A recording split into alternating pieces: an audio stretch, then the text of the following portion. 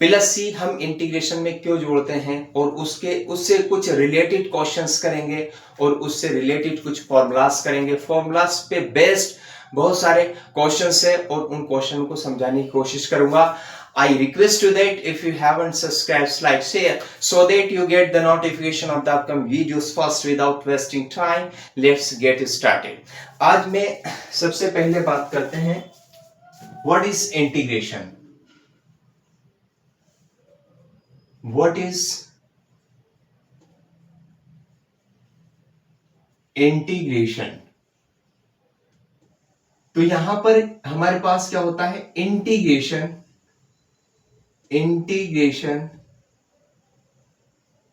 is the reverse process of the differentiation. Integration जो होता है वो डिफरेंशिएशन का रिवर्स प्रोसेस होता है। For example d/dx x square, मैं इसका डिफरेंशिएशन करता हूं। अगर आपने डिफरेंशिएशन की वीडियोस नहीं देखी तो पहले आप उन वीडियो को देखें, इसके बाद उसके बाद इस वीडियो को देखेंगे तो मजा आएगा। देखो मैं यहां पर इसका डिफरेंशिएशन करता हूं तो डिफरेंशिएशन का मतलब क्या होता है कि जो पावर होती है वो साइड में आ जाती है और उस पावर में से एक सबट्रैक्ट कर देते हैं। जैसे यहां पर हमारे पास 2 है तो 2 आ गया 2 into x, तो इसका डिफरेंशिएशन हुआ हमारे पास 2x।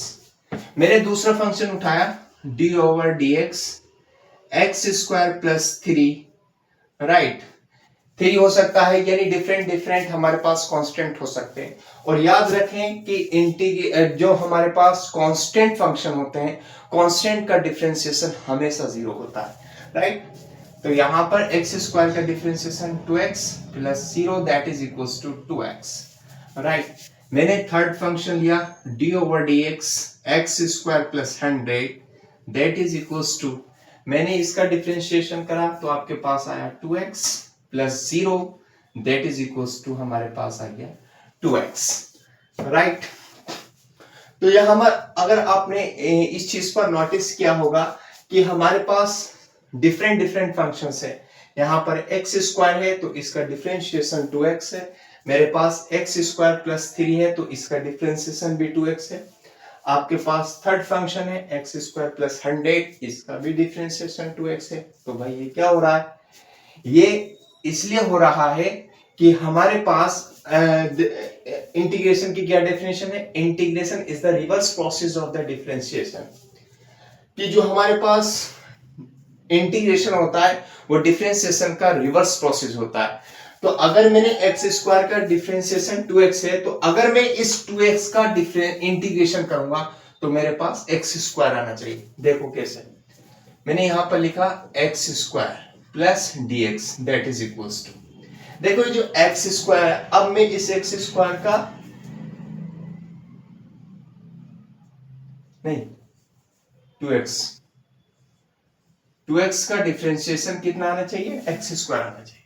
मैंने यहां पर लिखा 2 और यहां पर x का इंटीग्रेशन होगा x square plus 2 plus integration constant c। इस इंटीग्रेशन कांस्टेंट c को हम क्यों लगाते हैं इसका भी हमारे पास मतलब है, आपको बताऊंगा। देखो यहां पर आइए, आपके पास ये जो प्लस c लगाते हैं हम इंडेफिनिट इंटीग्रेशन में, इस चीज को बताना चाह रहा हूं कि हम इंडेफिनिट इंटीग्रेशन में प्लस c क्यों यूज करते हैं।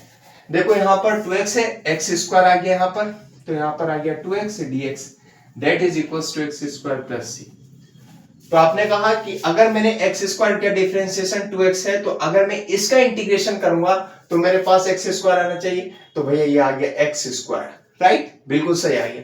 अब मैं यहां पर इसका करता हूं 2x का 2x dx, मैंने फिर इसका भी इतना ही आएगा और इसका भी इतना ही आएगा, x square plus 100 into dx that is equals to x square plus c। सारे फंक्शंस का हमारे पास x square plus c, x square plus c, x square plus c, यानी डिफरेंट फंक्शंस का हमारे पास integration x square plus c, x square plus c, x square plus c आया।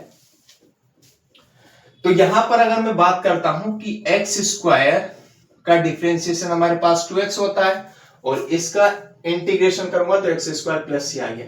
देखो प्लस सी हम इसलिए लगाते हैं इस फंक्शन के अंदर जिसका हम डिफरेंशिएशन कर रहे हैं, ध्यान से सुनिएगा आप। देखो जिसका हम डिफरेंशिएशन कर रहे हैं उसके साथ हमारे पास कांस्टेंट भी हो सकता है। देखो यहां पर कांस्टेंट नहीं है, कोई भी कांस्टेंट इसके अंदर ऐड नहीं है, तो इसका हमारे पास 2x आ गया। अब जैसे मैंने इसका इंटीग्रेशन करा तो x स्क्वायर प्लस सी आ गया। अब मेरे पास दूसरा फंक्शन है तो भैया इसके अंदर c आ गया। देखो इंटीग्रेशन यानी कांस्टेंट ऐड हुआ है, यहां पर भी ऐड हुआ है। तो प्लस सी हम इसलिए लगाते हैं कि यहां पर कांस्टेंट हो भी सकता है और कांस्टेंट नहीं भी हो सकता है। तो कहने का मतलब यह है दोनों चीजों को बैलेंस करने के लिए हम इस प्लस सी का इस्तेमाल करते हैं। इसलिए इंडेफिनिट इंटीग्रेशन में हम प्लस सी का यूज करते हैं, right. I hope this point is clear. So let's move ahead.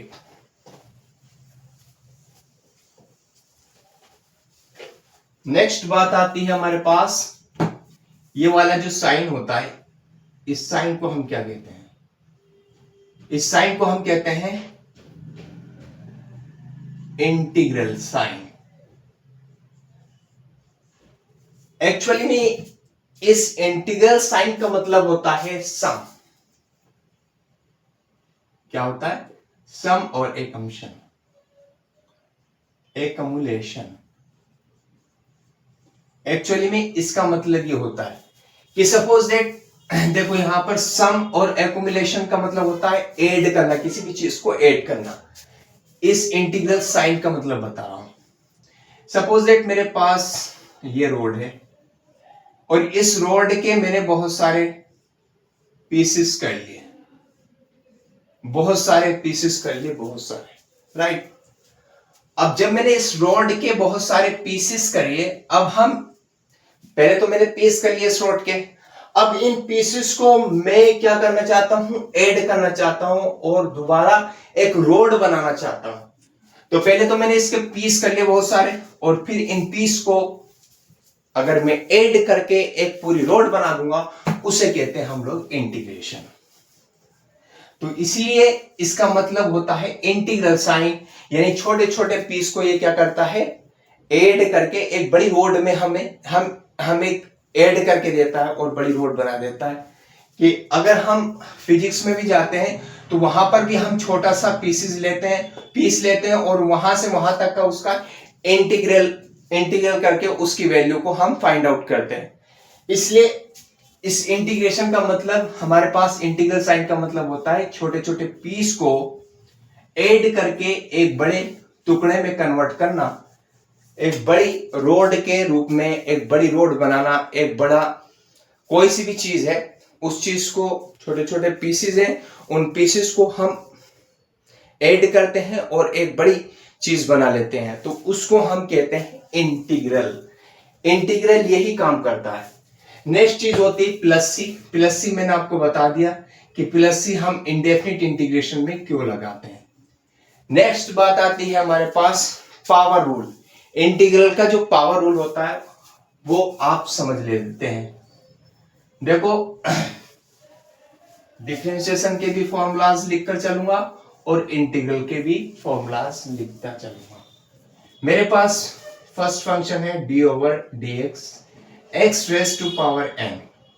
ये हमारे पास डिफरेंशिएशन। अब मैं इसका डिफरेंशिएशन करता हूं। डिफरेंशिएशन का मतलब मैंने बताया कि जो हमारे पास जो पावर होती है वो साइड में आ जाती है और उस पावर में से 1 सब्ट्रैक्ट कर देते हैं। देखो यहां पर n पावर है तो ये n जो होती है साइड में आएगी और इस पावर में से 1 सब्ट्रैक्ट कर देते हैं। ये पूरे इंटीग्रेशन में यूज होने वाली चीज है। नेक्स्ट बात आती है हमारे पास इंटीग्रल।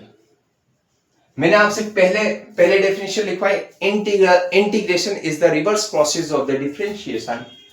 तो अगर हमारे पास इसका डिफरेंशिएशन ये है, अगर मैं इसका इंटीग्रल करूं तो मेरे पास x square x raise to power n आना चाहिए। तो हमारे पास ये आएगा n x raise to power n-1 into dx। देखो ये n जो है ये कांस्टेंट होता है और कांस्टेंट टर्म जो होती है वो इंटीग्रेशन से बाहर चली जाती है। मेरे पास ये आ गया x raise to power n माइनस 1 और इसमें 1 ऐड करेंगे और n माइनस 1 जितनी पावर ऊपर उतनी पावर नीचे। और इंडेफिनिट इंटीग्रेशन में प्लस सी क्यों लगाते हैं? दोनों चीजों को बैलेंस करने के लिए, लेफ्ट हैंड साइड और right hand side. n x raised to power n minus 1 into dx that is equals to n x raised to power n upon n plus integration constant c n x raised to power n minus 1 into dx इससे cancel x raised to power n plus c। देखो यहां पर मैंने इसका differentiation ये बताया, तो मेरे पास अगर मैं इसका इंटीग्रल करूं तो क्या आना चाहिए? देखो यही आ गया x raised to power n plus c। जैसे ही मैंने इसका इंटीग्रल करा तो मेरे पास x raise to power n आ गया। नेक्स्ट हमारे पास फॉर्मूला होता है d over dx sin x that is equals to what is the differentiation of this? इसका डिफरेंशिएशन होता है 2x cos x। और जैसे ही मैं इसका इंटीग्रल करूंगा तो मेरे पास ये आना चाहिए what is the integral of this? and cos x into dx. What is the integration of this? Tan sin x plus integration constant c. Next integral होता है differentiation d over dx। ये आ गया हमारे पास cos x। What is the differentiation of this? जिसके अंदर co आता है उसका differentiation निगेटिव होता है, हमेशा याद रखना। जैसे co आ गया तो इसका differentiation negative sin x plus minus sine x. अब मैं इसका डिफरेंशिएशन इंटीग्रेशन करूंगा साइन एक्स dx और इसका इंटीग्रेशन जैसे मैं करूंगा तो ये आना चाहिए, तो ये आ गया हमारे पास cos x plus integration constant.